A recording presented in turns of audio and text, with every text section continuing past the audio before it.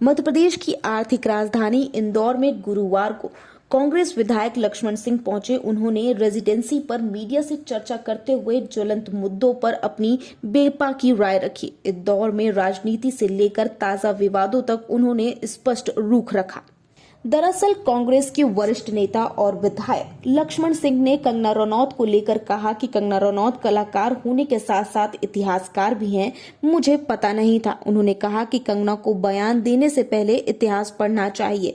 वहीं उन्होंने कहा कि पब्लिसिटी के लिए कंगना इस तरह के बयान देती हैं। इसके अलावा उन्होंने कहा कि कंगना को महात्मा गांधी के ऊपर टिप्पणी करने से भी बचना चाहिए। इसके अलावा उन्होंने पीएम मोदी पर भी सवाल उठाते हुए कहा कि वह प्रजातंत्र के हिसाब से नहीं बल्कि डिक्टेटर बनकर देश चला रहे हैं, जो प्रजातंत्र के लिहाज से बिल्कुल ठीक नहीं है। कलाकार के साथ साथ इतिहासकार भी हैं, मुझे पता नहीं था, पर इतिहास को उन्हें फिर पढ़ लेना चाहिए। देश की आज़ादी संघर्ष के बाद मिली है।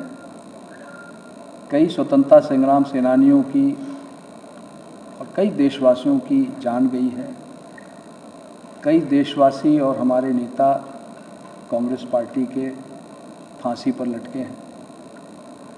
तो पहली बात तो ये है। दूसरा, वो पब्लिसिटी लेने के लिए बयान देती रहती हैं, स्वाभाविक है, और मैं समझता हूँ उनको काफ़ी पब्लिसिटी मिल चुकी है, अब उनको आवश्यकता नहीं है। वो अपने आप में कलाकार हैं, मैं उनका सम्मान करता हूँ, लेकिन उनको महात्मा गांधी के ऊपर टिप्पणी करने से बचना चाहिए। बापू ने जो देश को आज़ाद करने के लिए किया है, वो सारी दुनिया जानती है।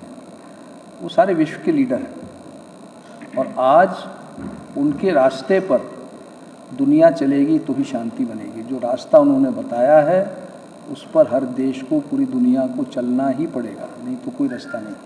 सर, दोहरी बात सर, केंद्र सरकार एक आम आदमी को हक की बात करने पर तो देशद्रोह का मुकदमा दर्ज कर देती है, उसको विदेश गद्दार कहती है, और कंगना रावत एक सरेआम हिंदुस्तान के बारे में, मुल्क के बारे में इतना कह रही है, सरकार के कानों तक जू नहीं रही है। क्या आपको लगता है कि सरकार के उकसावे में कंगना ये बयान दे रही है? अब ये सरकार जाने, केंद्र सरकार जाने, वो जाने, उसमें मुझे नहीं कहना। और जहाँ प्रजातंत्र का प्रश्न है, देखिए, मोदी जी से हमें यही कहना है कि जब प्रजातंत्र है देश में तो प्रजातांत्रिक तरीके से ही काम चलेगा।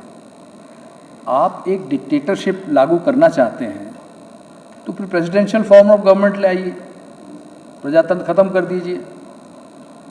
अगर डेमोक्रेसी है, पार्लियामेंट है, तो आपको प्रजातंत्र को ही मजबूत करना पड़ेगा। आप अपने आप को एक डिक्टेटर के रूप में मजबूत करना चाहते हैं तो प्रजातंत्र का जो सिस्टम है उससे क्लैश होगा, कॉन्स्टिट्यूशनल सिस्टम से क्लैश होगा, और वो हो रहा है, और उसकी वजह से आज देश में सारी समस्याएं पैदा हो रही हैं।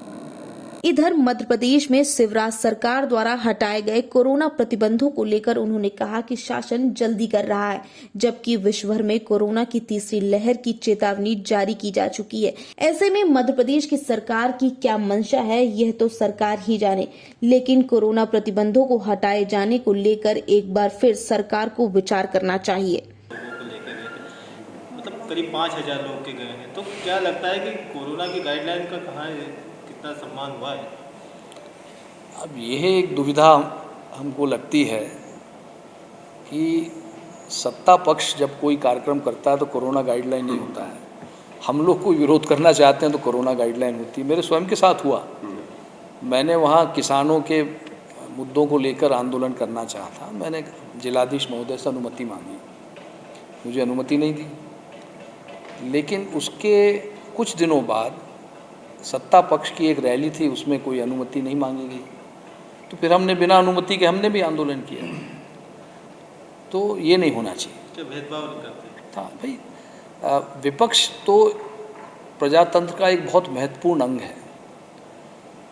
और पहले जब मैंने तो देखा है, कई कांग्रेस हमारी सरकार रही है, पहले भी श्यामाचरण जी शुक्ल के समय से, वो विपक्षी जो हमारे नेता कैलाश जोशी जी थे, सुंदरलाल पटवा जी थे, कैलाश सारंग जी थे, उनको बुला के उनसे राय लेते थे। सत्र पहले चलता था तो उसमें उनको विपक्षी नेताओं को बुला के डिस्कस करते थे, और जो वहाँ विधानसभा की समिति होती जिसमें विपक्ष के नेता भी सदस्य होते हैं, कार्य मंत्रणा समिति, उसमें एक एक थ्रेड बेयर चर्चा होती, एक एक विषय पे चर्चा होती थी कि इसको लेना चाहिए, ये प्रदेश के लिए अच्छा है, ये प्रदेश के लिए अच्छा है। वो चीज़ धीरे धीरे कम हो गई, उसको मजबूत करना चाहिए, विपक्ष को भी विश्वास में लेके काम करना चाहिए। सर, प्रदेश में कांग्रेस की वापसी हो। इधर अपनी पार्टी के वरिष्ठ नेता व पूर्व मंत्री सलमान कुरैशी की विवादित किताब को लेकर कांग्रेस विधायक ने सलमान कुरैशी की किताब को लेकर कहा कि चुनाव के समय इस तरह की किताबों का लॉन्च नहीं करना चाहिए। सलमान कुरैशी का वायरल वीडियो लेकर रहेंगे आजादी को लेकर कहा कि आजादी तो कब की मिल गई है, इस तरह की बातें बच्चों को सिखाना सही नहीं है। उन्होंने कहा कि कुरैशी एक बड़े नेता हैं और सेलुलर पार्टी का हिस्सा हैं, ऐसे में उन्हें ऐसी किताब नहीं लानी थी।